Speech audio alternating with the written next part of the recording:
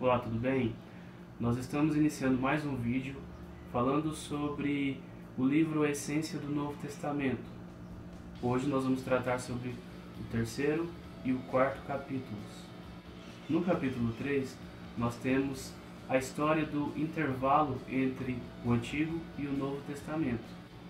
Esse intervalo durou aproximadamente 400 anos e ficou conhecido como os 400 anos de silêncio de Deus, porque durante esse período não tivemos nenhum profeta profetizando sobre Israel. Ao passo que, durante esse período, Deus preparou o mundo para a chegada do Messias que havia de vir.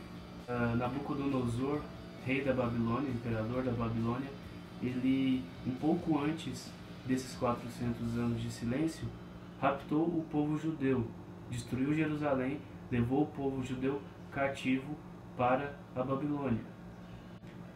E durante esse período que o povo judeu ficou na Babilônia, eles não tinham, obviamente, o templo, não tinham a cidade de Jerusalém. Então, para que eles se mantivessem firmes na fé, eles precisavam se reunir para orar, para estudar a palavra, e foi daí que surgiram as tais reuniões. E essas reuniões foram denominadas sinagogas. A Pérsia, comandada pelo imperador Ciro, dominou a Babilônia, e com isso Ciro permitiu com que os judeus voltassem para Jerusalém.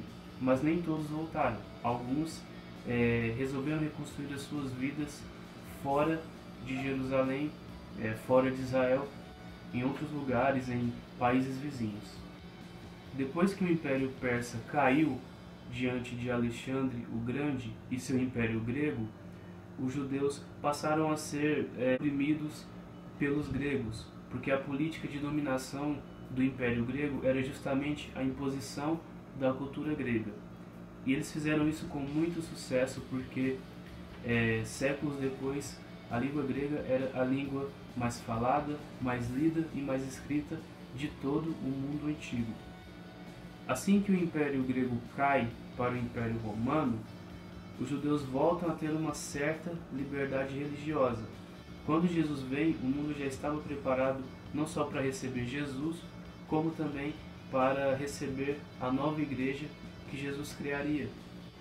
Então nós temos o cumprimento da lei por parte de Jesus, sua morte e sua ressurreição, fundando a Igreja de Cristo. A Igreja de Cristo é fundada, os evangelhos são escritos na língua grega e eles começam a se espalhar. Os apóstolos, eles começam a pregar dentro, mas também principalmente fora de Israel. Nós vemos Paulo indo nas sinagogas das cidades que ficavam fora dos limites de Israel, e primeiro Paulo pregava aos judeus daquelas sinagogas. Com isso, eles formavam uma igreja, e aí sim aquela igreja alcançaria os gentios. O quarto capítulo do livro trata do problema sinóptico. Na Bíblia nós temos 4 evangelhos. 3 deles são muito parecidos, Mateus, Marcos e Lucas. E algumas vezes nos evangelhos nós temos o mesmo relato, mas contado de maneiras diferentes. E alguns detalhes nesses relatos acabam divergindo de um relato para o outro. Esse é o chamado problema sinóptico.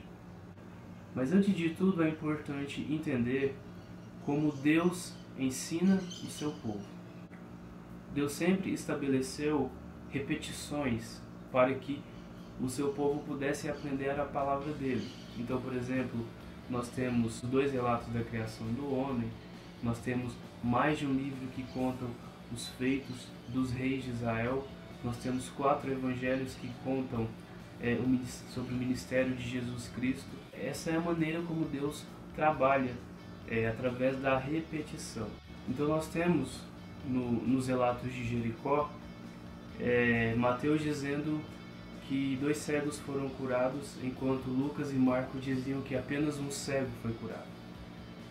Acreditamos que Lucas e Marcos não estavam muito interessados em dizer quantos cegos foram curados, mas sim em relatar a cura propriamente dita.